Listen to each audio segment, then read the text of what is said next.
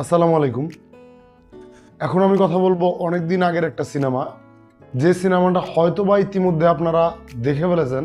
যদি আপনারা না দেখেন তাহলে আমি বলবো অবশ্যই আপনাদের এই সিনেমা দেখা উচিত। ভিডিও শুরু করার আগে আপনাদের কাছে একটা রিকোয়েস্ট, যারা এখনো পর্যন্ত আমার চ্যানেলকে সাবস্ক্রাইব করেননি দয়া করে সাবস্ক্রাইব করবেন এবং আমার ভিডিওকে লাইক কমেন্ট শেয়ার করতে ভুলবেন না। আমি মূলত আজকে একটা দক্ষিণী চলচ্চিত্র নিয়ে কথা বলবো, যেটার নাম হচ্ছে 96।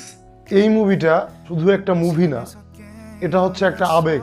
এটা স্কুল জীবনের সেই ভালোবাসার নাম, সেই শ্রুতিমধুর সময়ের নাম। এই মুভিটা যারা দেখেননি আমার মনে হয় তারা তাদের জীবনের অনেক বড় একটা কিছু মিস করেছেন। যারা দেখেছেন তারা অবশ্যই জানেন এটা কেমন মুভি। আপনি অ্যাকশন লাভার হতে পারেন, আপনি ড্রামা লাভার হতে পারেন, আপনি যে কোনো ধরনের মুভি দেখতে পারেন, কিন্তু আমি অবশ্যই গ্যারান্টি দিচ্ছি এই মুভিটা আপনি যখন দেখবেন অবশ্যই আপনি এই মুভিটার সাথে এমনভাবে জড়িয়ে যাবেন, এই মুভির ইমোশনাল বিষয়গুলোর সাথে এমনভাবে জড়িয়ে যাবেন যে আপনি এই মুভিটাকে, এই মুভির ক্যারেক্টারগুলোকে ভালোবাসতে বাধ্য হবেন। এটার মেকিং এতটাই দুর্দান্ত যে আপনি তার ভিতরে ডুবে যাবেন।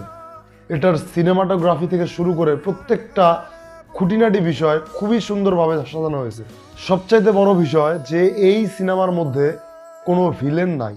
আপনি একটাবার দেখেন যে কোনো ভিলেন ছাড়া একটা গল্পকে এত সুন্দরভাবে প্রেজেন্ট করা যেতে পারে, সেটা এই মুভি যারা না দেখছেন তারা বুঝতে পারবেন না। আপনি যখন এই সিনেমাটা দেখতে শুরু করবেন তখন আপনি অবশ্যই আপনার ছোটবেলায় আপনার সেই স্কুল জীবনে ফিরে যাবেন। এটার গল্প এতটাই সুন্দর। এটাতে মূলত একটা ব্যাচকে দেখানো হয়েছে, 96 নাম্বার ব্যাচ, যে ব্যাচ তাদের ইউনিয়ন প্রোগ্রামে আসে 22 বছর পরে।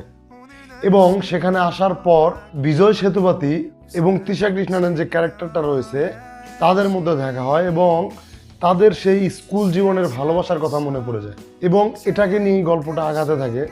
এটাতে মূলত তেমন কোনো ট্রান্স অ্যান্ড টুইস্ট কিচ্ছু নাই। এটা গল্পটা এতটাই সাবলীল এবং এতটাই জীবন ঘনিষ্ঠ একটা গল্প যে এটা অটোমেটিক আপনার সিনেমা দেখার এক্সপিরিয়েন্সকে চেঞ্জ করে দেয়। এটাতে বিজয় সেতুপতি এবং তৃষা কৃষ্ণন আমার মনে হয় তাদের জীবনের ওয়ান অফ দ্য বেস্ট অ্যাক্টিংটাই ডেলিভার করেছেন।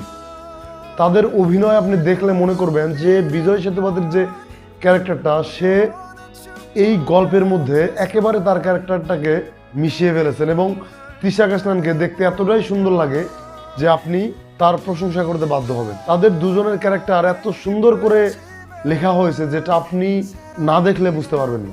22 বছর আগের ভালোবাসা কতটা পবিত্র হলে তাদের মধ্যেকার একজন আরেকজনের প্রতি যে সম্মানবোধ, সেই জিনিসটা কতটা সুন্দর হইতে দেখানো যেতে হয়েছে এই ছবিতে, সেটা যারা না দেখছেন তারা কখনোই ফিল করতে পারবেন না। এটা শুধুমাত্র একটা গল্প নয়, এটা প্রত্যেকটা যুবকের জীবনের গল্প বলে।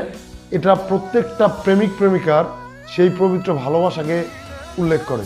স্কুল জীবনের সেই দুষ্টামিগুলো, স্কুল জীবনের এক বন্ধু আরেক বন্ধুর সাথে সেই খুনসুটি এবং বন্ধুদের সাথে খেলাধুলা থেকে শুরু করে প্রত্যেকটা জিনিস ডিটেইলে এই মুভিতে দেখানো হয়েছে, যে জিনিসগুলোর সাথে আপনি সরাসরি কানেক্টেড হয়ে যাবেন।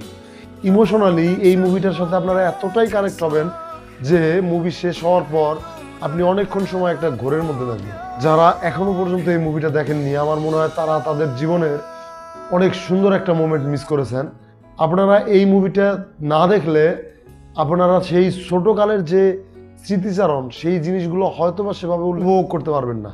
এটা যখন আপনি দেখবেন অবশ্যই আপনার সেই ছোটবেলার স্কুল জীবনের কথা মনে পড়ে যাবে।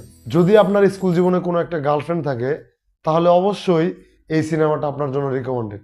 যদি তাকে আপনি জীবনে না পেয়ে থাকেন, আপনাদের ভালোবাসা যদি পবিত্র হয়ে থাকে, তাহলে অবশ্যই এই মুভিটার সাথে খুব গভীরভাবে কানেক্ট হতে পারবেন। যতই বলবো ততটাই কম হয়ে যাবে এই মুভির জন্য। এই মুভিটা আমার কাছে এতটাই ভালো লেগেছে, এতটাই হার্ট টাচিং লেগেছে। যাই হোক, এখনো পর্যন্ত যারা এই মুভিটা দেখেননি তারা আগে দেখুন এবং তারপর আমার রিভিউ দেখতে বসবেন। আর অবশ্যই জানাবেন এই মুভিটা যারা দেখেছেন তাদের কাছে এই মুভিটা কেমন লাগছে। এখন যদি আমি রেটিংয়ের কথা বলি তাহলে আমি দেবো 4 আউট অফ 5 এই মুভির জন্য। এতক্ষণ ধরে ভিডিওটা দেখার জন্য সবাইকে ধন্যবাদ। আসসালামু আলাইকুম।